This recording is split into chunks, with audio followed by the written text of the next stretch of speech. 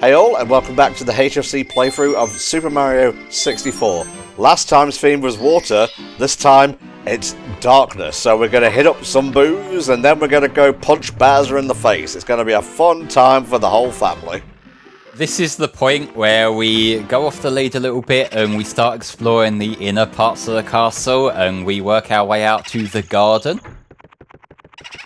I've just got to say, while we're here, for a debut 3D game for the franchise, what a fucking great hub world this is to introduce you to it. Yeah. The fact that not only is it contextually appropriate, but it also doubles up as a kind of sandbox you can use to just not only realise that the point of the game is exploring and appreciating these new areas, but also there's loads of areas where you can jump around, there's loads of areas where you can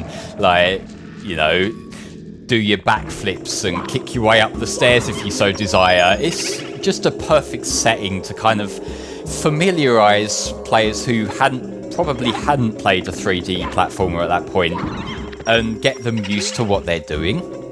Yeah, I mean, ultimately, it's its own level. Yeah, no, I completely agree, and this would be carried over to Banjo-Kazooie with Gruntilda's lair, going through it, collecting notes, which are essentially coins to unlock new doors and new areas, jiggies to unlock new levels. It's just pretty great, and oh my god, the atmosphere in this level. When I was a kid, ghosts don't die, but they're already dead. How could they not die? That's what young Tom 64 thought.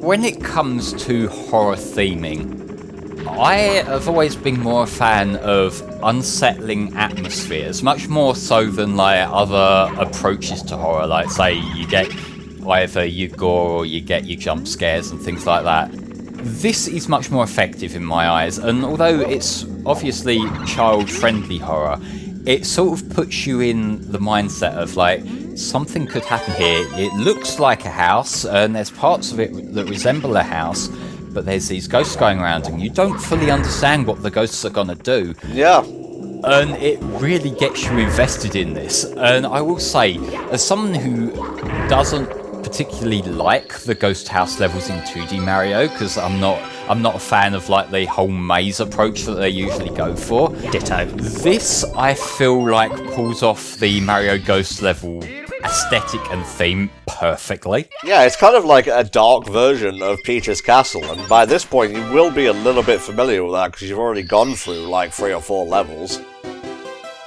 Well, assuming you're going in the order we're going in, but yeah, also going back to what I said in an earlier part about this game's art style being based on abstractions of recognisable trends, the Ghost House aesthetic, it's maybe not as closely immediately recognisable as, say, the grassland or the water level or what have you, but because it is meant to be the spooky level, that kind of works to its favour as well. The fact that it maybe has a bit more abstraction to it. This, we look outside the gates around the edges and there's nothing. It's just this void that happens to have this spooky house in the middle of it. And that complements what they're going for so well. Admittedly, the ugly underwater sewer textures maybe not the best parts, but it's also an N64 game, so I'm gonna cut it some slack there. Oh, I just thought that was a metal hatched floor. Maybe, it's kind of hard to tell exactly, but, this is the sort of thing that I think doubles down the Ghost House aesthetic, the fact that for seemingly no reason there's a merry-go-round. But even though I say seemingly no reason, it doesn't feel out of place either. No, because, you'd have, basic culture, Pennywise and that sort of thing. We associate the circus with evil. Well, it's not even that, it's the fact that when you think of, areas that ghosts would be, one of the creepiest things you can do with, a ghost story is even just this subtle, even subconscious implication that ghosts might have been children, and that's the sort of subconscious message that sends.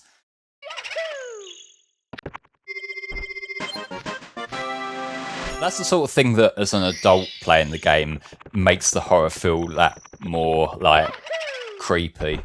Yeah, I mean, one of the things that I sort of feel I should highlight is that one of the most, I suppose, common themes of horror is the other. And obviously, dark, dilapidated houses exude that sense of otherness because they're not like any of the other houses around, and so people tell stories about what's in them, and that's where you get to ghosts and so on and so forth. And it's the same reason with circuses, because obviously effectively the precursor to the circuses that most of us will have experienced is the freak shows and all of that, and it's that sense of otherness that creates that sense of unease, and it's why sort of we have all of these tropes. And I do agree, like, I think for me the most effective horror is the sort of the psychological dark stuff that sort of creates that sense of foreboding. And actually I really like that sort of stuff that makes you think.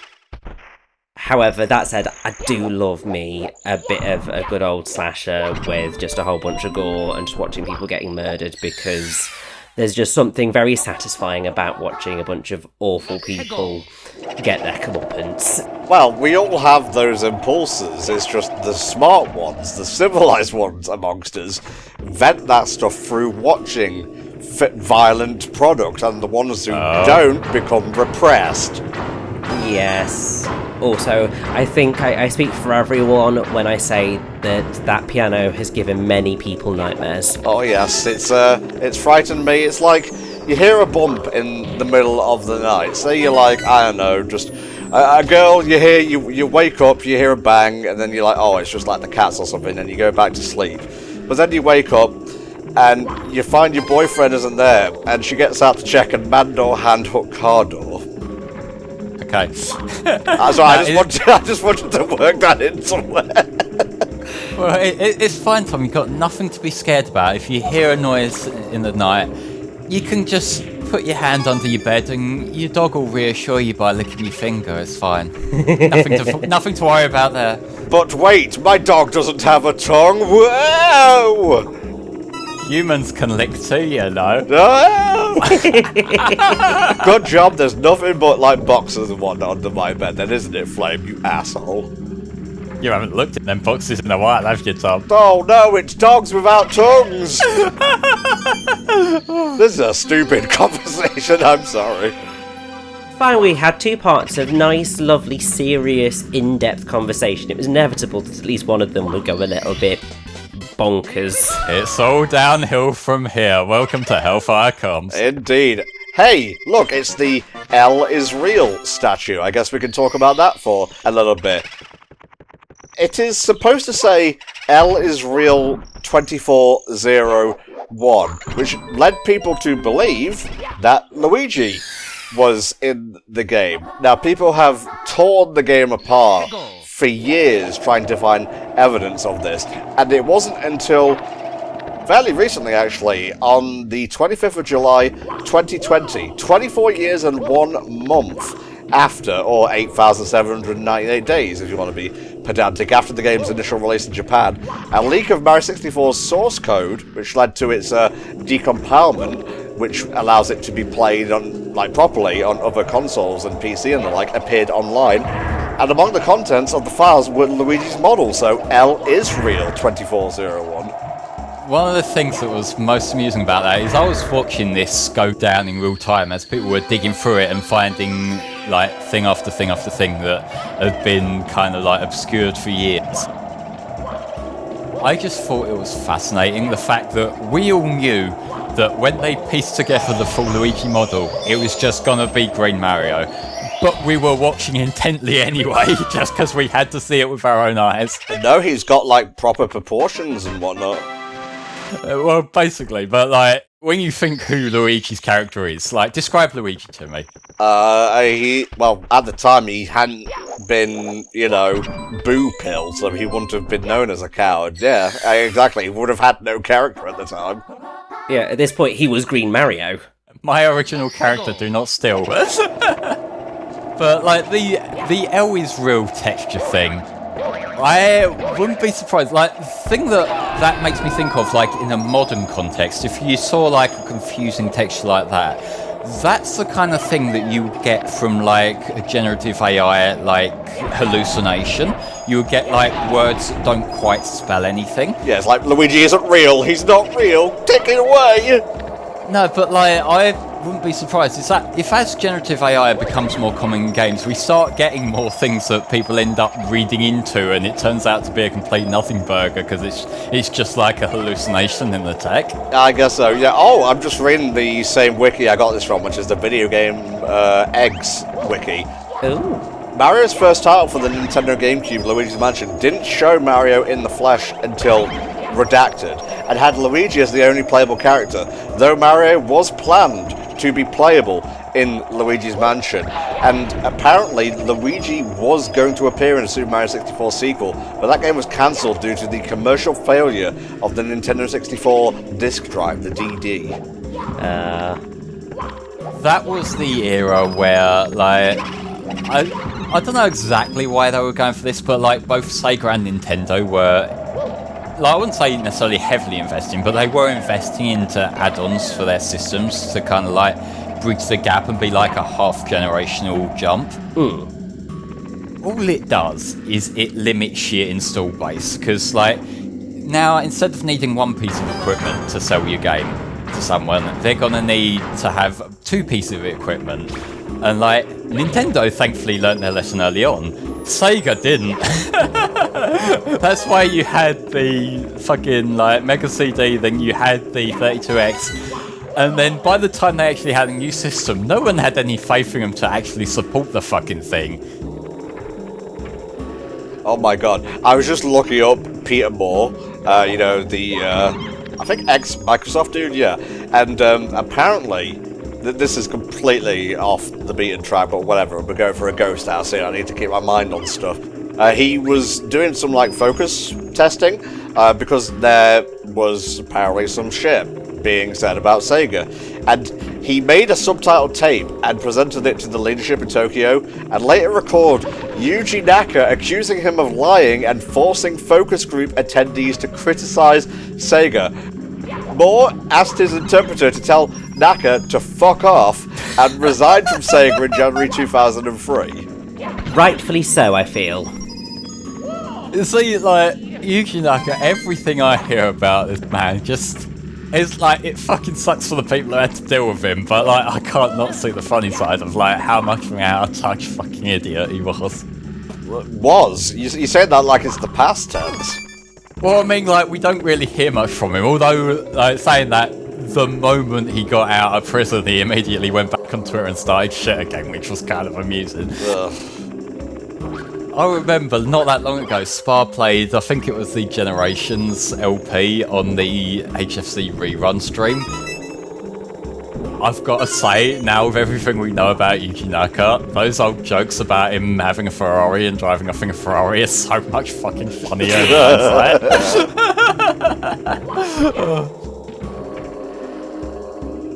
I can't wait till his next arrest, because, like, I have been hearing things of people saying that, like, he's still been keeping an eye on the stock market, if you catch my drift. Sorry, I'm laughing because I scrolled down to his personal life and it said, this is the first sentence, Naka is an avid racer and car enthusiast, having mentioned his Ferrari 360 Spider in multiple interviews.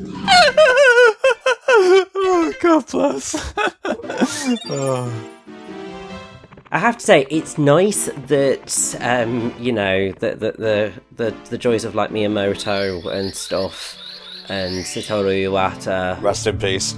and most of, like, the Nintendo big developer names have mostly managed to stay sort of relatively unimpeachable and remain sort of well beloved and with relatively little controversy in the grand scheme of things. What's the worst you could say about Miyamoto? He's stubborn and naive.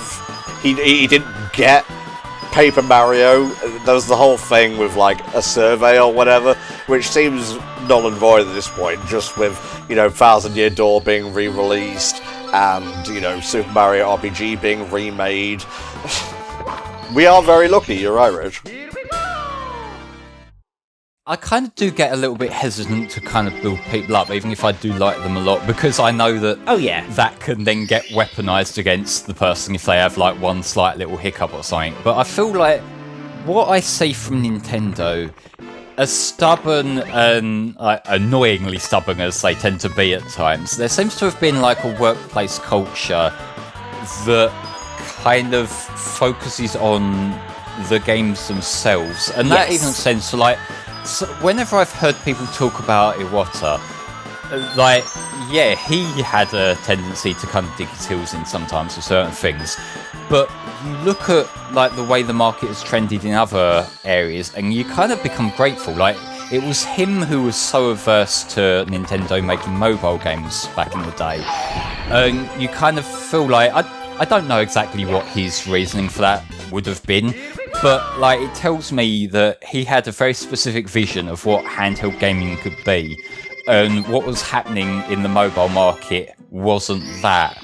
And I feel like that benefited Nintendo and helped them continue pushing out like strong handheld games through the 3DS era when everyone else was going onto mobile. Yeah. It can be a blessing and a curse, you know, and I feel like the blessings are kind of enough to justify the curses. Whoa! It was Peach, but then it was Bowser! I know, wow. Yeah, the other thing that I just sort of want to add is, obviously, that is not to say that there is nothing that is potentially dark or controversial or anything within Nintendo. Yakuza hit! It's just that, for the most part, there is not, even though obviously there's an element of the cult of personality in terms of you've got a couple of big names, but generally the personality element of it is not as important as the actual core games themselves. Miyamoto had plenty of sway, you know what I mean? Oh, he had plenty of sway. And nowadays, thankfully, they are investing heavily in younger developers, as well as listening to those at the top. So credit where credit is due. They have become more flexible over time.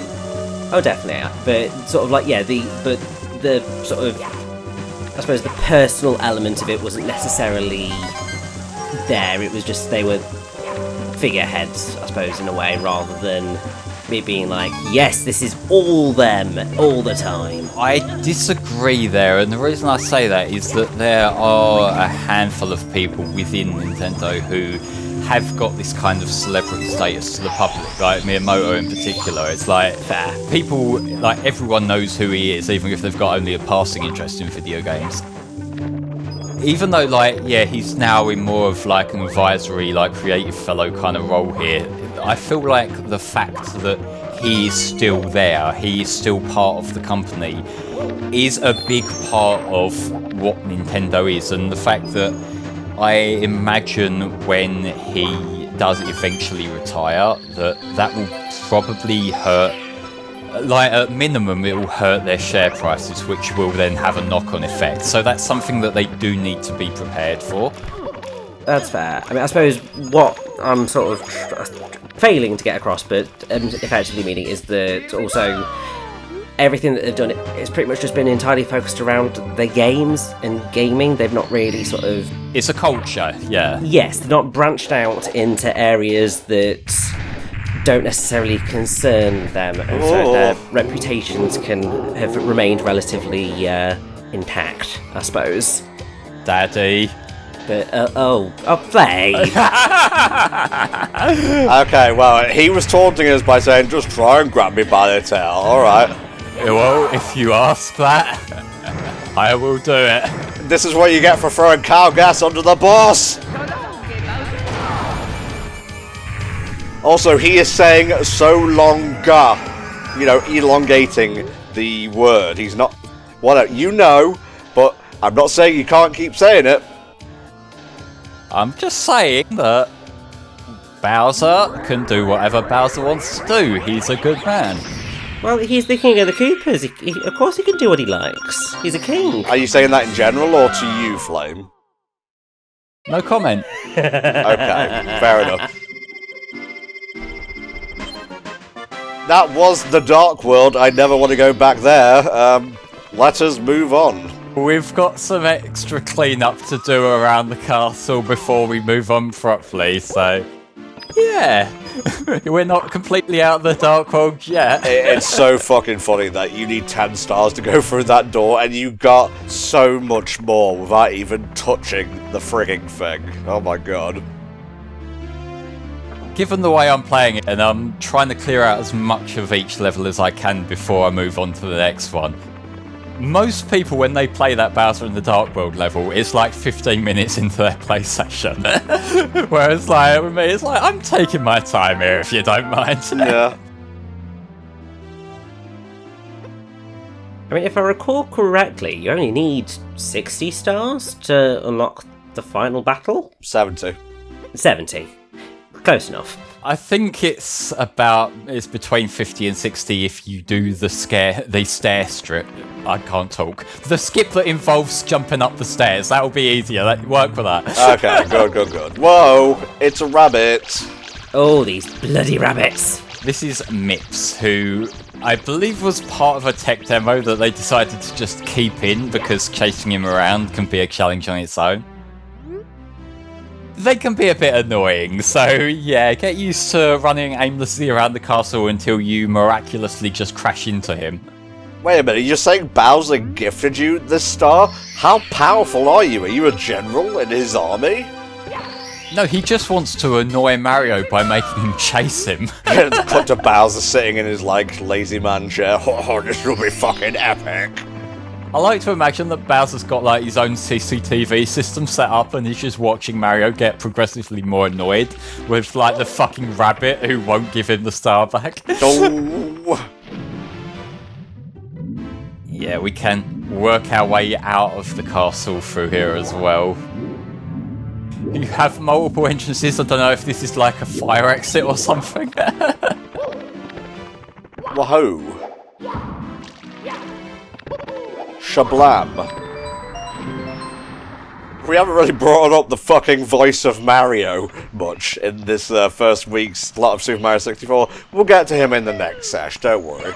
We need to spend a good long time praising the icon that is Charles Martinet.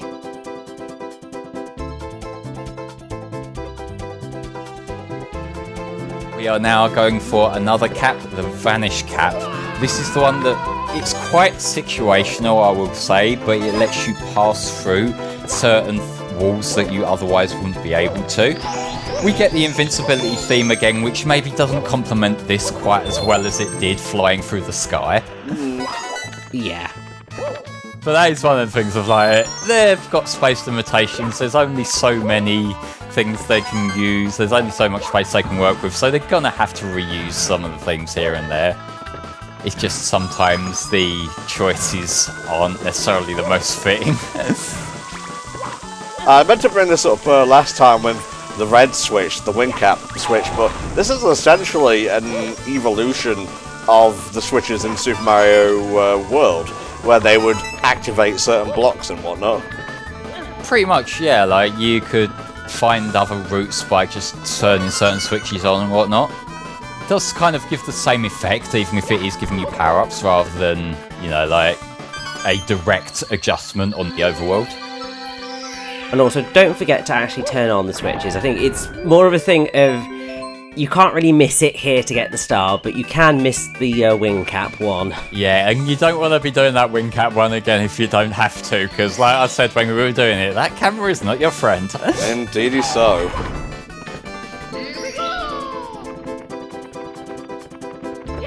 And also, don't overshoot that jump, because you will pass through the gate on the other side as well. Oh my god, there's like a hole in the floor as well? What asshole put that there when designing the castle? Was it there by design, or has Bowser had his troops do some modifications? Ooh, another one of Bowser's deadly speed traps. Because, like, canonically, I assume this was set before Mario Maker 2, where they had the castle rebuilt. Don't fucking bring up the Mario timeline.